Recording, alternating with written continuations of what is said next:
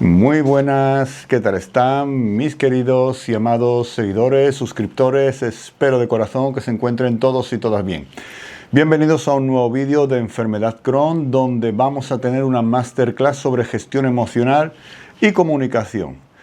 ¿Por qué una masterclass donde hablemos de gestión emocional y comunicación en una misma clase, en una misma masterclass? Porque constantemente me están preguntando, Juan, ¿cómo haces para relacionarte cuando vas a eventos, conoces gente nueva, para relacionarte con personas, para hablar de la bolsodeoxomía, para hablar de la enfermedad de Crohn? ¿Cómo lo haces? ¿Qué haces cuando te preguntan? ¿Cómo respondes? Y muchas personas también me preguntan cómo gestiono las emociones cuando voy a un podcast, cuando salgo de viaje, cuando tengo vida social, cómo gestiono las emociones, cómo gestiono la ansiedad, la frustración, etc. Y quizás no lo hayáis tenido en cuenta, pero son dos cosas que van de la mano. Gestión emocional y saber expresarse van de la mano, y es algo que vamos a ver a día de hoy. Tengamos en cuenta que nosotros dibujamos el mundo y estructuramos las emociones en el cerebro mediante nuestra conducta y nuestro lenguaje. Si aprendemos a utilizar el lenguaje, si aprendemos a utilizar nuestra conducta, la experiencia emocional va a ser totalmente diferente. Y es que hay algo que se llama la teoría de la emoción construida. La teoría de la emoción construida de Lisa Feldman Barrett, que ha sido demostrada por Antonio Damasio así como por otros neurocientíficos, como la española Nazaret Castellanos, nos dice que es el cuerpo el que construye las emociones y el cerebro las interpreta, basándose en una creencia. Si yo creo que cuando alguien me va a preguntar por mi enfermedad de Crohn, lo hace de forma atacante para atacarme, lo hace de forma que intente ridiculizarme, lo hace de forma inapropiada, lo hace de forma agresiva, yo me voy a sentir pequeño y no voy a saber qué responder. Y cuando se repita la situación, mi cerebro, basándose en la situación anterior, anticipa una respuesta. Pues, ¿qué podemos hacer entre la acción y la reacción? Lo único que podemos hacer en esa situación emocionalmente compleja es controlar nuestra conducta y nuestra respuesta. Y de esta forma, como no podemos cambiar el disparador y no podemos salir corriendo porque tenemos que expresarnos, tenemos que relacionarnos, aprendiendo a responder, a solventar esa situación, emocionalmente la experiencia es muy diferente. Y de eso es de lo que vamos a hablar hoy. Aquí tenemos nuestra pizarrita. Aquí arriba tenemos autorrelatos, acciones, hábitos, pensamientos, sentimientos y evidencia real. No hablo de evidencia científica, que te la dejo en el enlace que tienes en la descripción del vídeo y en el comentario fijado. Pero no hablo de evidencia científica, hablo de evidencia real. Hablaremos de esto. Quédate hasta el final porque te va a encantar. Bien. El autorrelato. El autorrelato es lo que nos contamos a nosotros mismos sobre quiénes somos. No es lo mismo decir, soy un enfermo. No es lo mismo decir, tengo la enfermedad, porque la estás haciendo tuya. La estás haciendo tuya, la estás interiorizando, es mía, es mi enfermedad, es algo que yo tengo, que me pertenece. Y pasa a formar parte de tu autoimagen, de tu autodiálogo, de tu autorrelato. Tengo una enfermedad, pues soy enfermo. O sea, y va todo de la mano. ¿Qué es lo que ocurre? Que cuando una persona dice, tengo una enfermedad, a la hora de expresarse con otras personas, lo va a hacer teniendo en cuenta la enfermedad. Porque es el enfermo. Es José el enfermo. Es Marta la enferma. No tiene nada más en su vida. Solamente la enfermedad. Es mi enfermedad, por lo tanto, yo soy el enfermo. Y no es lo mismo decir, tengo una enfermedad o soy un enfermo, que decir, tengo una patología. ¿Cómo cambia la cosa? ¿Cómo cambia la cosa? Tengo una enfermedad, interiorizas enfermedad. Además, enfermedad es una palabra grande. Tengo una patología. ¿Cómo cambia totalmente? No es lo mismo decir, tengo una enfermedad de Crohn que hace que me pueda cagar encima o que me da unas diarreas increíbles y unos dolores brutales o gases, que decir, tengo una patología cuya condición, si no logro controlar, me puede complicar la vida con algo de diarrea, pero afortunadamente lo llevo bien. Fíjate cómo cambia por completo saber expresarse con esta enfermedad. Cambia por completo tu autorrelato. Bien, vamos al grano. ¿Cómo cambiamos el autorrelato? Para cambiar el autorrelato hay que hacerse una serie de preguntas. ¿Quién soy? Si yo te pregunto quién eres, la mayoría de gente me dice, yo soy o yo era alguien alegre, pero ya no lo soy, porque ya no puedo, porque ya no hago. No. O sea, a mí me da igual quién eras. Juan de ayer no existe, Juan de mañana tampoco existe. Solo existe Juan que está diciendo esta frase en este momento y está moviendo las manos de esta forma. Nada más. Entonces, ¿quién eres? ¿Cómo saber quién eres? ¿Qué hábitos tienes? Esto es algo que he dicho muchas veces. Un manzano da manzanas, un limonero da limones, un músico música, un mecánico mecánica, un profesor enseña. ¿Quién eres? ¿Qué hábitos tienes? ¿Qué te define? Un escritor escribe. ¿Cómo me expreso? Una persona borde tiene expresiones bordes. Una persona graciosa tiene expresiones graciosas. Una persona elocuente tiene expresiones elocuentes. Si no sabes expresarte es porque no sabes quién eres.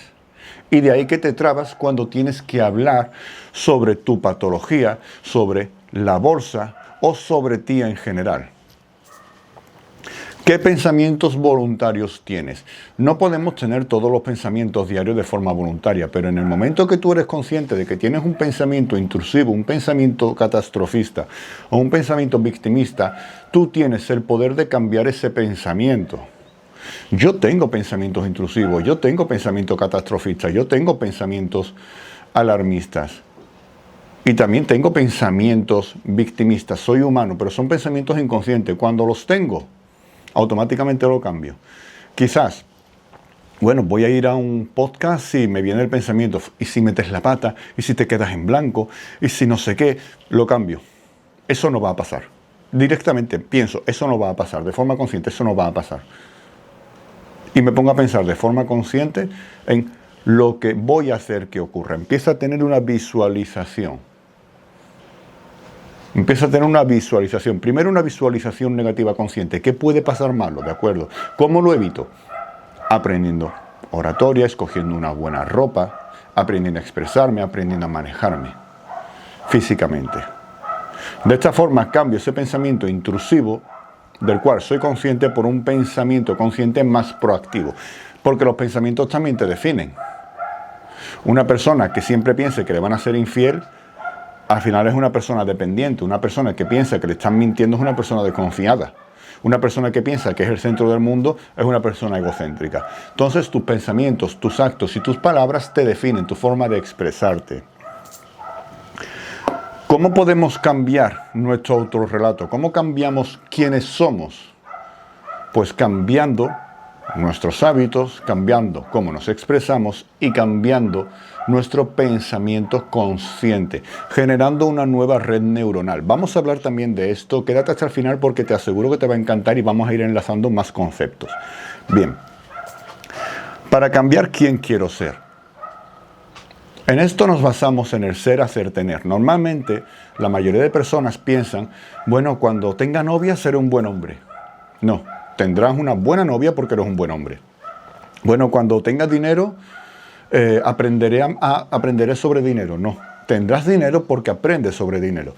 Bueno, cuando tenga un buen trabajo, aprenderé la habilidad de ofimática. No, tendrás un buen trabajo porque aprendes esta habilidad. No nos podemos centrar en el tener. Cuando lo tenga lo haré, no. Lo tendrás porque eres. Eres. Ser, hacer, tener. Primero, ¿quién soy? ¿Qué hago y qué obtengo? ¿Quién quiero ser? Y aquí hay que ser muy concreto. Hace poco le decía a un chico, mira, relléname este formulario, un cliente que tengo en mi plan más premium de asesoramiento personalizado, rellena este formulario. ¿Quién quiero ser? Pues yo quiero ser alguien feliz, alguien alegre, alguien seguro. Todo eso es muy abstracto, porque la felicidad no es un objetivo, la alegría no es un objetivo y la seguridad no es un objetivo. No lo son, son consecuencias de quién eres. ¿Qué pasa? Que responder esta pregunta duele y hay que escarbar dentro. Bien. ¿Quién quiero ser?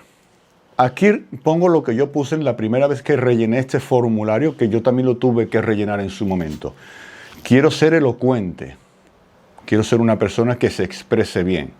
Si miráis mis primeros vídeos, me trababa mucho y hacía... Pues vamos ahora con un tema interesante. Hacía eso constantemente. Esa muletilla ya no la hago, porque he mejorado para ser elocuente, ingenioso. Conjugo bien los verbos, manejo bien las manos, el tono de voz, la velocidad de mis palabras. Quiero ser ingenioso. Soy una persona que cuando estamos hablando en una conversación seria puedo meter un chiste y suele hacer gracia, la gente se ríe. Aprendo sobre cultura popular, aprendo sobre la entonación para que mis chistes calen mejor en las personas, mis chascarrillos. Quiero ser una persona sana, una persona que coma sano, una persona que se cuida, una persona que no depende de la medicación, no tengo medicación. Una persona que duerme sus horas, que se levanta a la hora que tiene que levantarse y que duerme a la hora que se tiene que dormir. Una persona sana.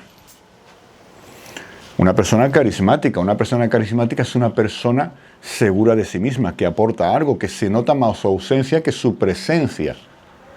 Es una persona que simplemente estando en silencio demuestra seguridad y liderazgo. Y eso se consigue aprendiendo a expresarte también físicamente, aprendiendo a usar las pausas y aprendiendo a hablar de ti con pensamientos conscientes. Controlando tus pensamientos conscientes. Quiero ser una persona masculina. Quiero ser un hombre masculino. A día de hoy hay crisis de masculinidad. Un hombre masculino. Un hombre que refleje confianza, que refleje liderazgo. Un hombre en el que se pueda confiar, de palabra, masculino. No físicamente, sino la energía masculina. De hecho, yo me afeito con navaja de afeitar porque lo considero muy masculino. No tengo nada en contra de las cuchillas de usar y tirar y eso, pero me gusta más una navaja. Lo veo más masculino. Pues quiero ser masculino. Perfecto. Bien. Entonces, ¿qué hábitos tengo yo que tener para ser esta persona? Elocuente, ingenioso, sano, carismático, masculino. ¿Qué hábitos tengo que tener para ser elocuente? Tengo que aprender oratoria, tengo que aprender a expresarme de forma física, tengo que aprender a utilizar las palabras, tengo que aprender la psicología de la comunicación. Eso aprendí. Empecé a hablar con extraños. Empecé a hablar en la cola del supermercado. Empecé a irme a diferentes gimnasios para hablar con gente, al parque cuando me voy con mi perro, a relacionarme con personas, con el cajero, con el camarero, con el señor mayor. Aprender a hablar en cualquier situación. De esta forma me vuelvo más elocuente, porque en cualquier situación voy a saber expresarme. Aprendí a expresarme. ¿Qué tipo de expresiones? Pues aprender a utilizar palabras concretas en cada caso, que esto también me ayuda a ser elocuente. No es lo mismo hablar con una chica en una hamburguesería que con esa misma chica en un restaurante, que con esa misma chica en un parque. Cada situación requiere un tipo de lenguaje diferente y hay que aprender a adaptarse, adaptabilidad. Esto también te da confianza en ti mismo. En un parque, bueno, es una conversación más casual. En una hamburguesería es algo más de tú a tú. Y en un restaurante, pues es un ambiente más formal, que es la misma chica, tú eres el mismo hombre, pero ya es un ambiente algo más formal, algo más íntimo. Pues ahí también el lenguaje corporal es diferente, las expresiones son diferentes, el tono es diferente. Esto es importante también. Pensamientos, cuando viene el pensamiento, ese pensamiento intrusivo, lo cambio. No, eso no va a pasar. ¿Qué está pasando ahora? Ahora mismo, ¿qué está pasando? Ahora mismo lo que está ocurriendo es que estoy grabando el vídeo, me está saliendo bien, me estoy expresando debidamente y ya está. Porque tengo pensamientos intrusivos, pero no me dejo guiar por esos pensamientos intrusivos. Eso es importante. Yo tengo esos pensamientos de se está riendo de ti, te van a criticar, ¿quién te crees que eres?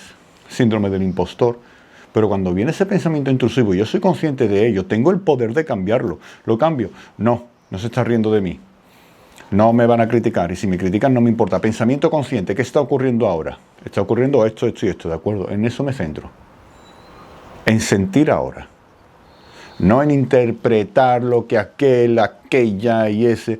Me da igual. Ahora, yo, este momento, nada más. Lo demás me es indiferente.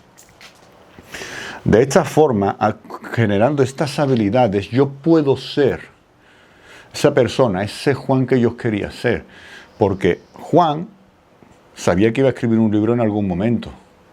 Y lo acabó escribiendo. O sea, yo sabía cuando ya estaba haciendo en primera sentadilla en el hospital que ese vídeo que me grabé, que te pongo en pantalla, se lo iba a mostrar a mucha gente.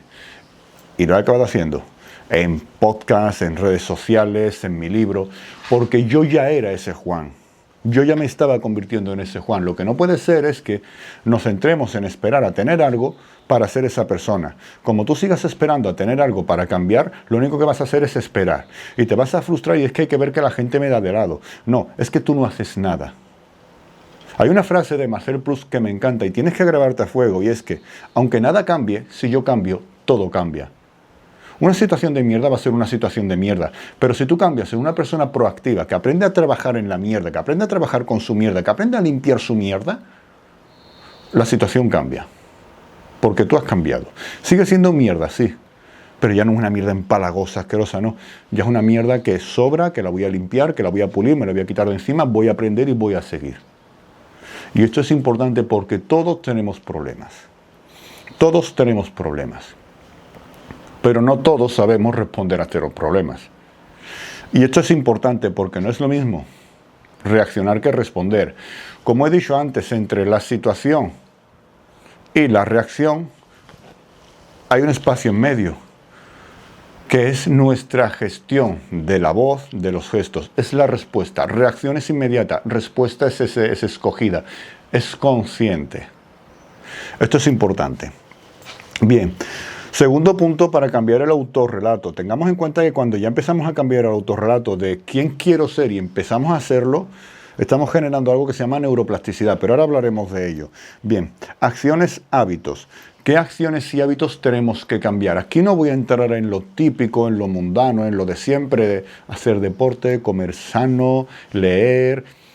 Esto ya se asume. Esto ya se asume especialmente, bueno, en este primer punto de quién quiero ser, con elocuente, ingenioso, cuidarme, obviamente, se supone, se presupone que es dormir temprano, levantarte a tus horas, comer sano, hacer deporte, etc. O sea, está implícito. Cuando digo acciones es hablar de forma consciente. Acostúmbrate a hablar bien. Acostúmbrate a hablar bien. Con cualquier persona, con un amigo, con tu padre, con tu madre, con tu pareja. Acostúmbrate a hablar bien. Acostúmbrate a escuchar. Acostúmbrate a escuchar. Esto es importante. Cuando te digan, oye, ¿y esa enfermedad qué es lo que hace? Guarda un poquito de silencio. Seguramente la otra persona continúe. ¿Que no sabe que esa persona continúa? Sencillo. ¿A qué te refieres con qué hace? No te comprendo. No es que yo he escuchado, es que yo creo, es que yo pienso que la persona hable. Y tú simplemente, no, esa es la creencia popular. Yo afortunadamente actualmente lo llevo bien. O he pasado un episodio de diarrea algo complejo, pero la verdad que me siento bastante bien. La persona habla y tú solamente has dicho 70 palabras en la conversación. Carisma, ingenio, seguridad. Aprendas a usar las palabras en todo momento. En un parque, en la compra, con el camarero, porque de esta forma tú te acostumbras, y ojo, esto no quita que te equivoques, como yo me acaba de pasar, pero bueno, pides perdón, te ríes de ti mismo y no pasa nada. Así te acostumbras a hablar siempre de una forma consciente. Tengamos en cuenta que las palabras es el proceso final del pensamiento. Buenas palabras, buenos pensamientos, porque las palabras dibujan la realidad en el cerebro. No es lo mismo, repito, decir, tengo una enfermedad que tengo una patología. Las palabras son las herramientas con las que trabaja un artista. A más herramientas, a mejor uso de las herramientas, mejor puede esculpir una obra de arte. a más palabras y mejor uso de las palabras, mejor podemos dibujar la realidad en nuestro cerebro. Esto es importante. Más hábitos, los gestos. No solamente las palabras, también es el gesto. Siempre las manos hacia afuera, de esta forma generas confianza. No que si estás con las manos hacia adentro, ¿has visto cómo cambia? Es como una barrera. Si yo me pongo así a expresar, no porque esto, porque lo otro, pero si yo estoy así, no porque tal, porque esto, fijaos en Donald Trump, fijaos en cualquier orador, en cualquier político, siempre tiende a tener las manos hacia afuera, incluso de forma muy exagerada. Donald Trump, no, esto, lo otro, y es... Pues de esta forma, pero no tan forzado, que sea más sutil. De esta forma vais a generar cercanía con la persona, siempre mostrándole las palmas de las manos, vais a generar más cercanía, más empatía. Cuando la persona empatiza con vosotros porque la hacéis sentir cómodo, como que os estáis mostrando, os estáis acercando a él de alguna forma, por así decirlo, la persona a la hora de hablaros va a bajar mucho su tono. Y esto nos da ventaja conversativa, lo cual también es importante. Y por supuesto, hobbies. Ya repito, no digo hacer deporte ni leer, no, hobbies. Pasear, escribir, por ejemplo, son hobbies muy interesantes.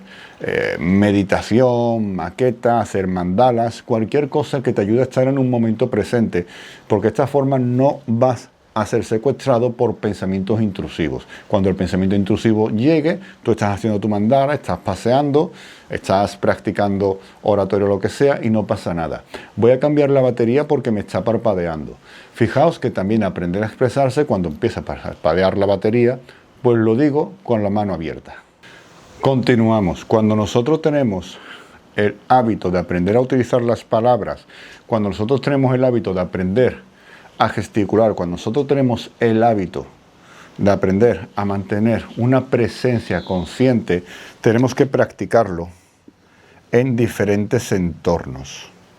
¿Por qué practicarlo en diferentes entornos? Porque como he dicho antes, de esta forma te habitúas a salir de tu zona de confort y a mantener una atención plena. Muchísima gente me dice, yo sé expresarme, claro, con el panadero, con tu padre, con tu madre, con tus amigos, pero cuando tienes que ir y explicar qué es la enfermedad o qué es la bolsa de ostomía, no sabes hacerlo, porque es algo fuera de tu zona de confort, porque no sabes hablar con desconocidos.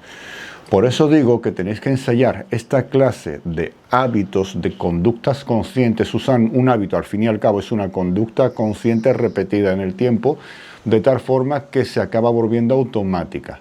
Pues cuando las practicáis de forma voluntaria, de forma consciente ante situaciones estresantes, aprendéis a que salga solo en esa misma situación.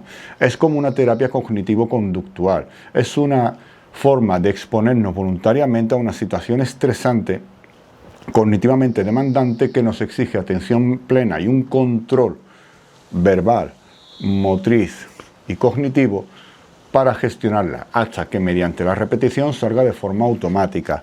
Esto es súper importante. ¿Y cómo puede estructurar todo esto? ¿Cómo puede mejorar todo esto la salud emocional, la salud cognitiva, la gestión emocional? Porque de acuerdo, Juan, me estás diciendo que hay que hablar bien, que hay que expresar bien y todo esto, pero ¿eso de qué me va a servir a mí para aprender a gestionar las emociones?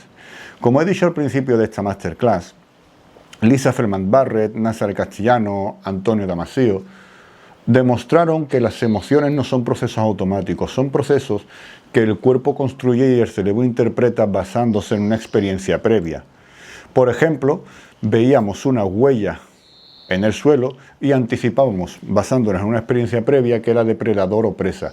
Esto se ha mantenido hasta el día de hoy porque seguimos funcionando de una forma bastante similar al paleolítico. Te pongo otro ejemplo. Si tú sales un fin de semana a la discoteca Pepito DJ y ligas, vas a querer ir el próximo fin de semana a esa discoteca porque la asocias, basándote en la experiencia pasada, a que ligaste.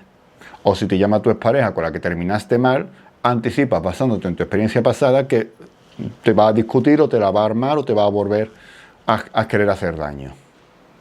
Esto es importante porque al cambiar nuestra conducta consciente en situaciones emocionalmente traumáticas que solemos evitar, lo que estamos haciendo es reprogramar el cerebro mediante la propiocepción e interocepción, porque tenemos 7 sentidos: vista, tacto, gusto, olfato y oído.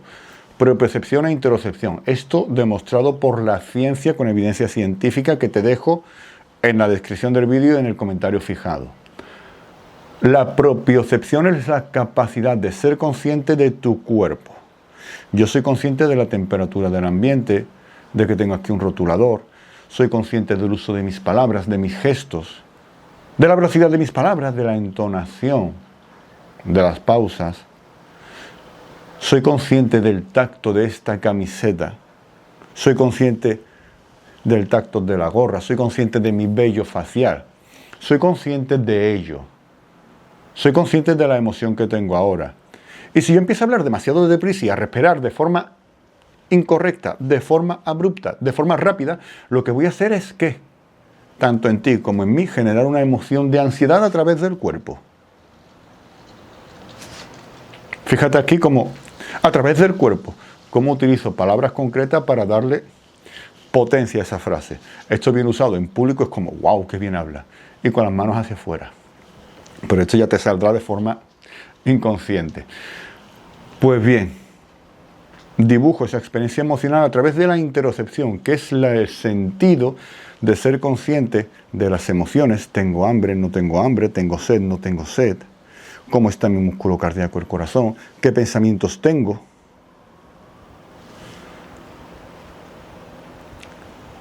Cuando modificamos nuestra conducta consciente, lo que estamos haciendo es reprogramar neuronalmente el cerebro.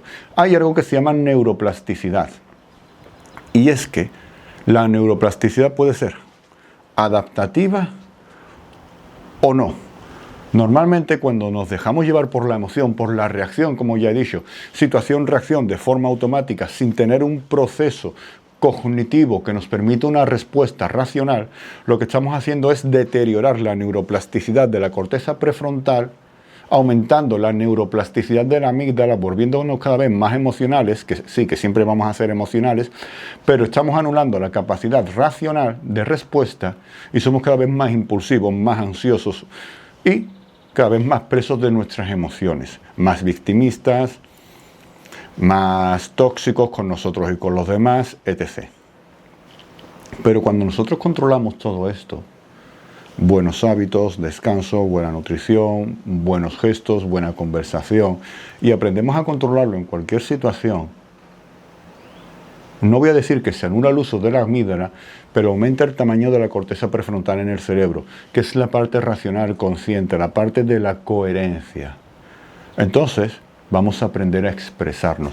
Y esta neuroplasticidad adaptativa lleva a que tengamos pensamientos mucho más proactivos. Como te he dicho, yo sigo teniendo pensamientos intrusivos, pero son los menos. A día de hoy rara vez tengo un pensamiento intrusivo consciente, y cuando lo tengo lo cambio con facilidad. Cuando consigo cambiar el pensamiento también me siento bien. Los sentimientos tienen una función homeostásica. Cuando aprendemos a hablar, reprogramamos el cerebro y tenemos buenos pensamientos de forma consciente, hay equilibrio en el organismo porque los sentimientos son homeostásicos. En esta enfermedad no es raro y es bastante común que las personas me digan, me siento mal. ¿Por qué? No lo sé, pero me siento mal. Porque yo quiero ser el de antes, porque temo el futuro. ¿Y ahora cómo estás? ¿Ahora? No, porque yo quiero ser el de antes y me siento, y me siento, y me siento, y me siento. Me siento porque pienso porque no sé expresarme, porque no sé expresarme porque no sé hablar, porque no sé hablar porque no tengo buenos hábitos, porque no me conozco. Neuroplasticidad de la corteza prefrontal inexistente, la amígdala, la parte emocional a tope, el sistema inmune desregulado y la inflamación campando a sus anchas.